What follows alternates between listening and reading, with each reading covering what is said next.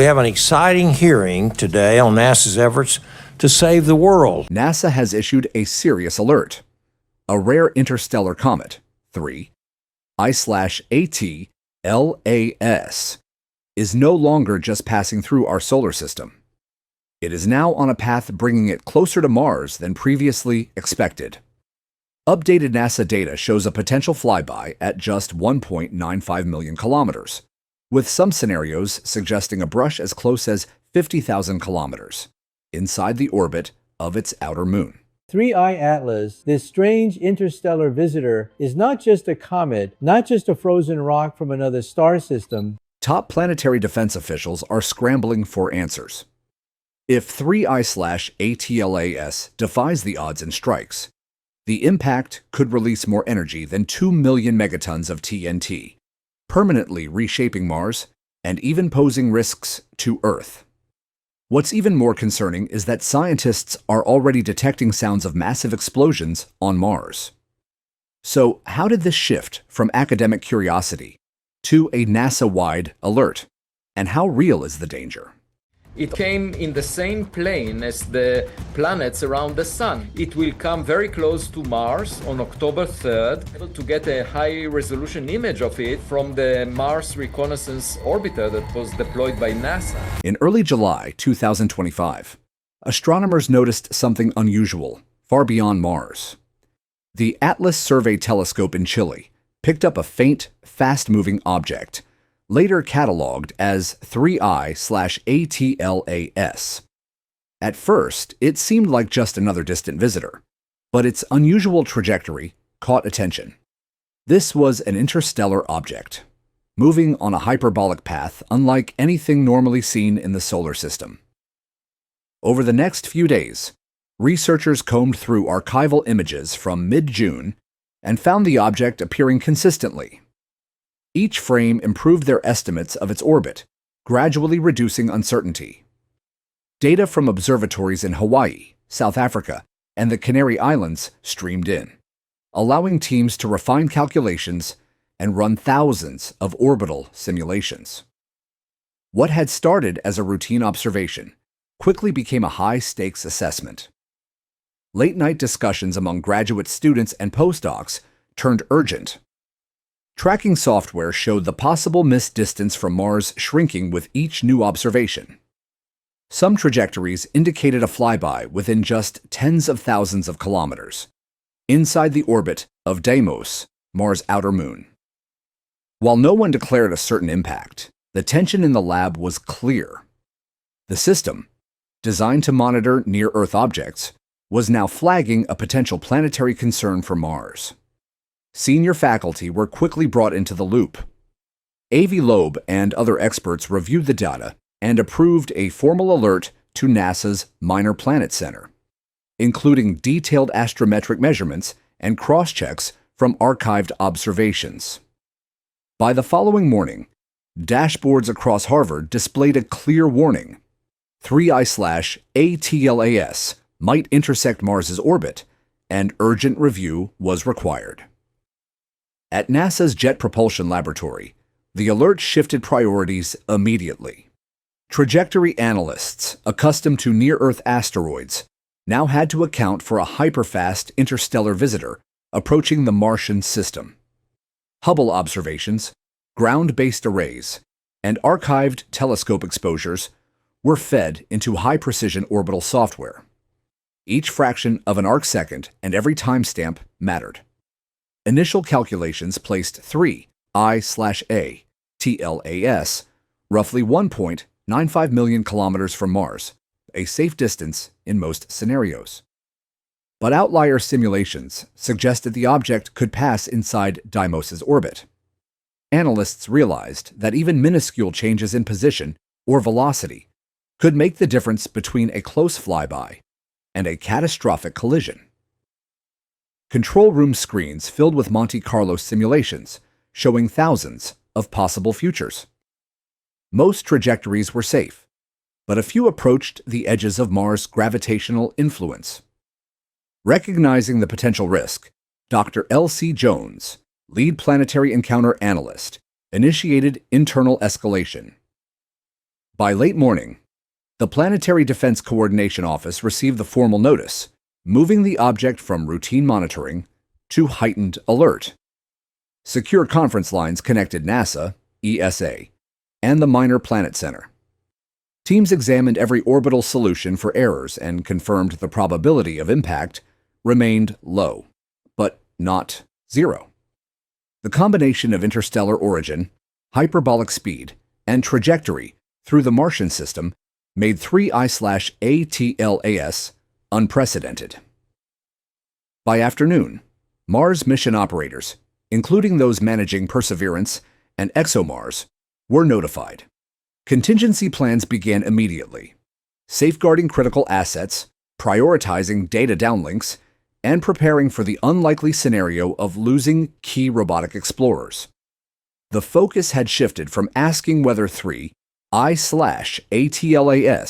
would miss Mars to determining exactly how close it might come, and how much margin of error could be tolerated when the stakes included an entire planetary system. The mission will improve NASA's ability to discover and then to define the sizes and the orbits of the NEOs. I've actually got 3 meteorites here from UCLA's world-class meteorite collection. At Gemini South, overnight logs revealed puzzling behavior that standard comet science could not explain. On July 3rd, a team led by Dr. Sophia Kim began time series spectroscopy of 3I/ATLAS as it brightened near perihelion. The initial spectra showed what astronomers expect: cyanogen and carbon monoxide lines, classic signs of cometary outgassing. But as hours passed, the data showed something unusual: a recurring surge every 17 minutes in both cyanogen and CO flux. The effect was so precise that the team first suspected a software error. Calibration frames, comparison stars, and cross-checks with the Very Large Telescope in Chile all confirmed the result. The pulses were real, repeating with a regularity that defied typical comet jet behavior. The timing left little doubt. Each cycle spiked the emission line, then faded, forming a sawtooth pattern in brightness. Dr. Kim's graduate student, calculating at 2 a.m., flagged the anomaly in the internal slack. The first theory, rotational modulation, quickly fell apart. No comet nucleus spins fast enough to produce such rapid, precise bursts. Typical comets rotate over hours or days, while this interval varied by only a few seconds over 3 nights. Further analysis deepened the puzzle. Spectrographs picked up a faint but consistent glint in the visible and near-infrared, a sharp metallic reflection inconsistent with dust or ice.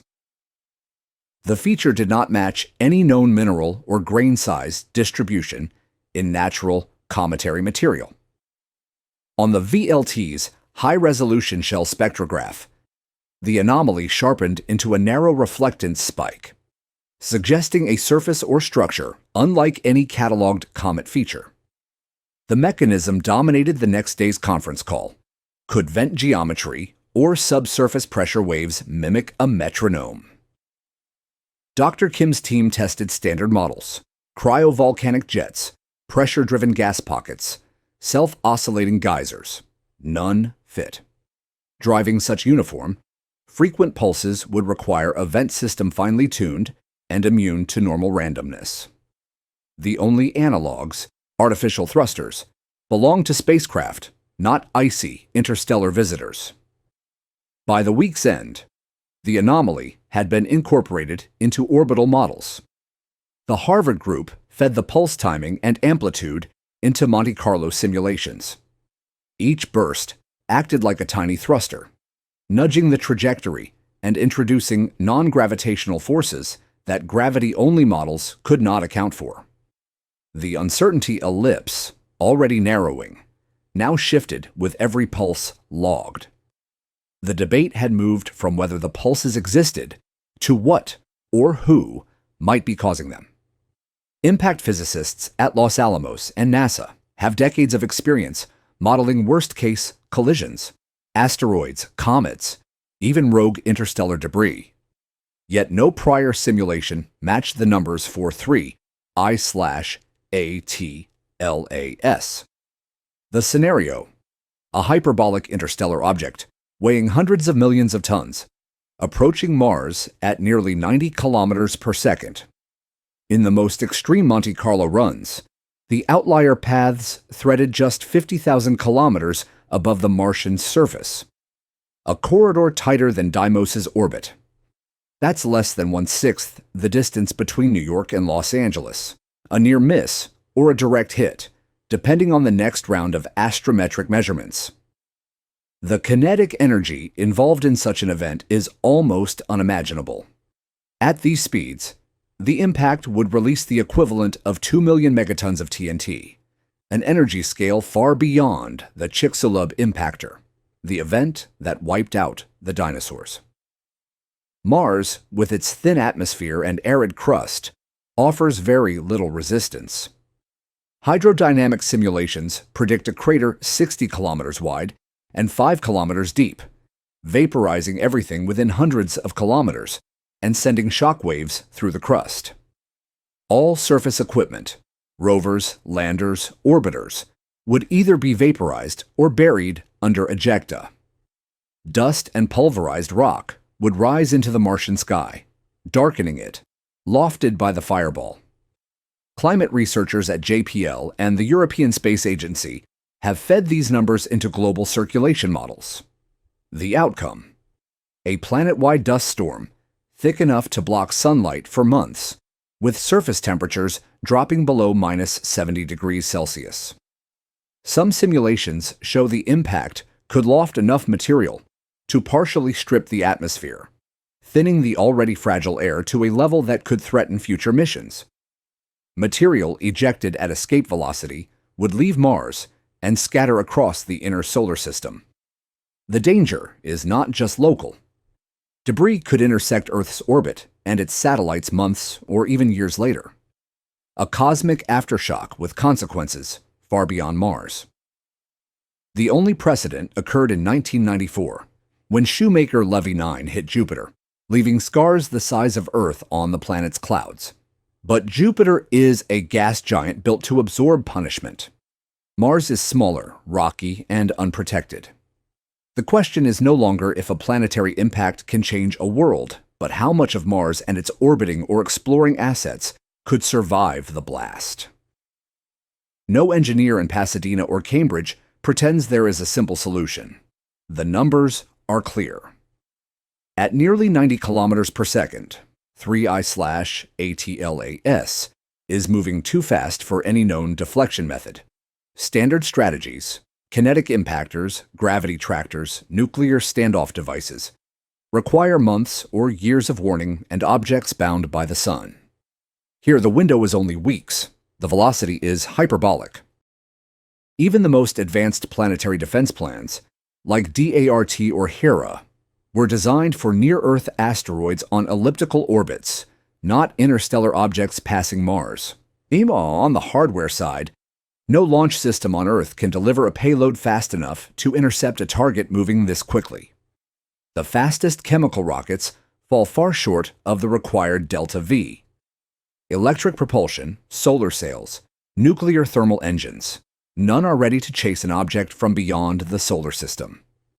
Engineers at JPL and ESA run rapid turnaround simulations, but every scenario ends the same way. Even with unlimited resources, physics leaves no time for intervention.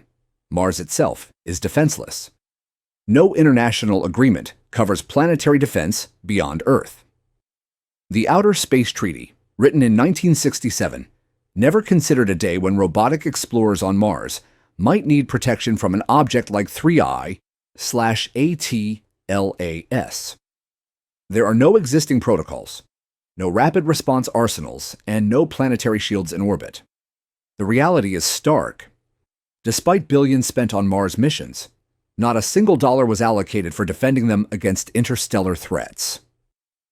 Engineers' conclusion appears as a single line in internal memos: no viable mitigation path. Inside NASA headquarters' secure conference rooms, discussions shifted from scientific concern to coordinated action. The Planetary Defense Coordination Office, working with counterparts at ESA, CNSA, Roscosmos, and ISRO, began a series of encrypted briefings. Each agency contributed its own protocols, risk models, and lessons from past planetary events. For the first time, focus was not on Earth, but on protecting billions invested in Mars orbiters, landers, and future missions. Draft agreements circulated through diplomatic channels. The language was tentative, but the goal was clear. Establish a framework for sharing sensor data, contingency planning, and rapid response protocols for off-world assets. Legal teams debated jurisdiction and liability. Who pays if a nation's rover is lost, or if Martian debris threatens Earth satellites months later? Private companies acted quickly too. SpaceX planners reviewed internal memos, weighing risks for upcoming Starship cargo launches to Mars.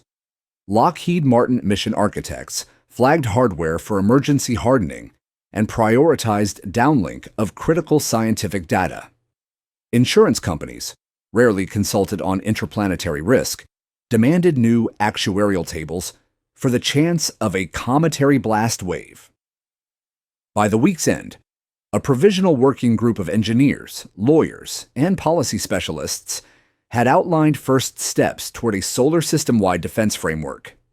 Gaps were everywhere. No standing treaties for Mars protection, no shared playbook, only the collective will to improvise. The pressing question remained: would this be enough, or was the solar system still vulnerable? On July 1, 2025, the Atlas survey in Chile detected 3I/ATLAS, the third confirmed interstellar object ever observed.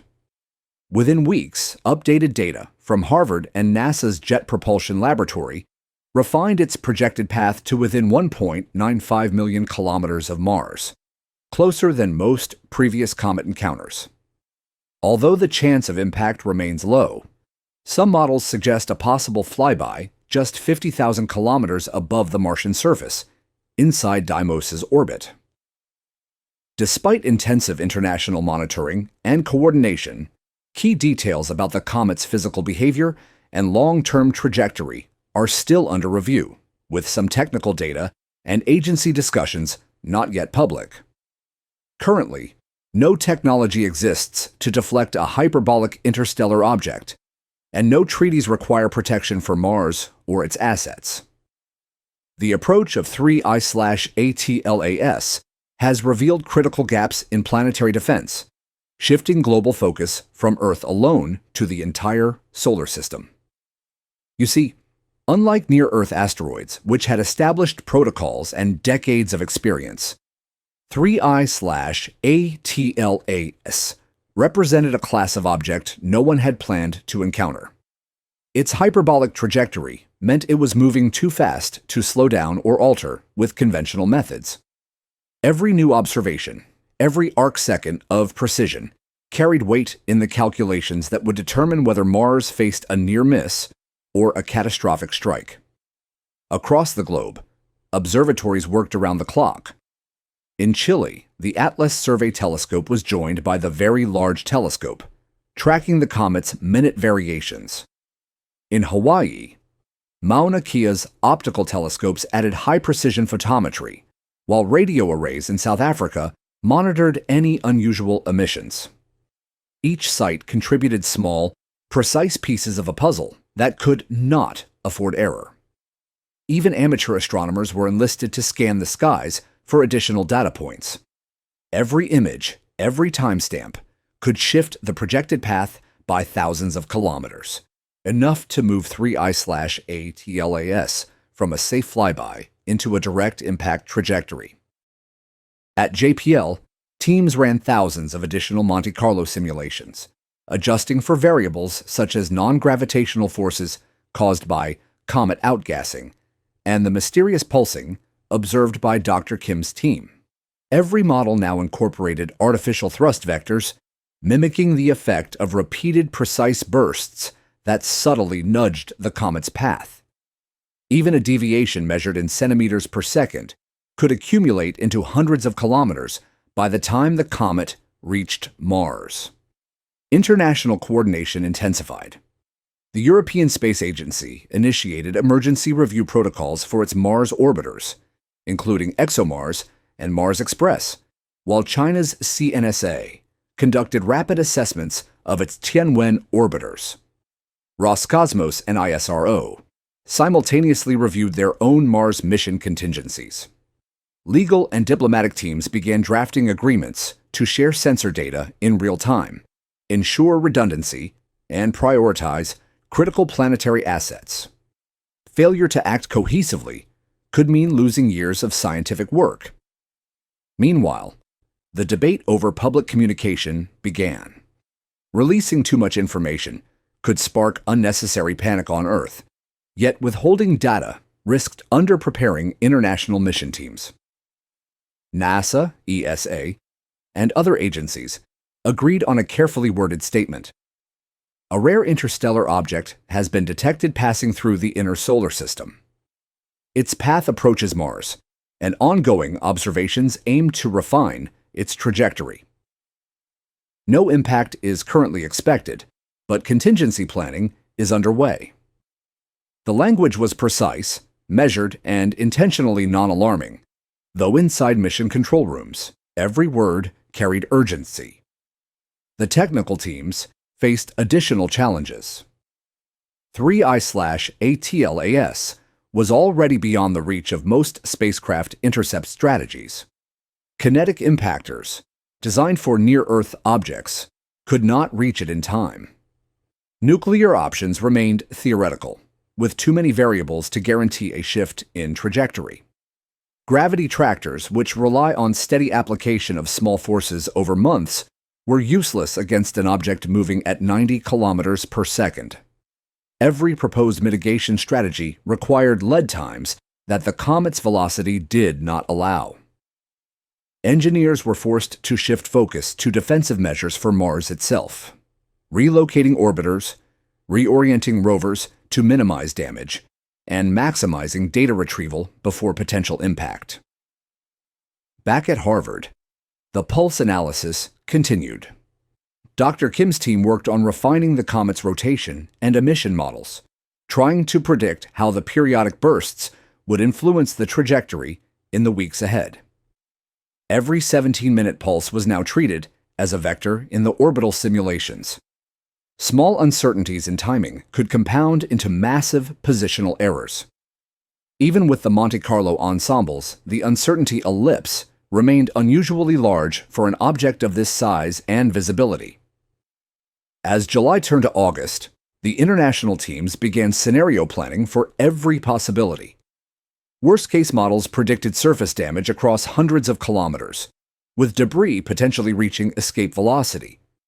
Even a near miss could scatter fragments toward Mars's orbiters, threatening satellites and surface instruments. The cascading effects of a strike, or even close approach, could ripple through the solar system's inner planets over months or years. Political and logistical considerations added another layer of complexity. Who had authority over Mars in a planetary emergency? Which assets took priority? Should orbiters be moved to safer orbits, even if it risked mission disruption? How would international law handle debris damage to Earth-orbiting satellites from a Martian impact? Questions that had never been answered suddenly required immediate solutions. Private companies became involved as well. SpaceX, Boeing, and Lockheed Martin reviewed launch windows and contingency options for Mars missions, including accelerating Starship cargo runs or repositioning satellites. Their engineers coordinated with NASA and ESA counterparts, ensuring critical instruments could continue functioning even under extreme conditions.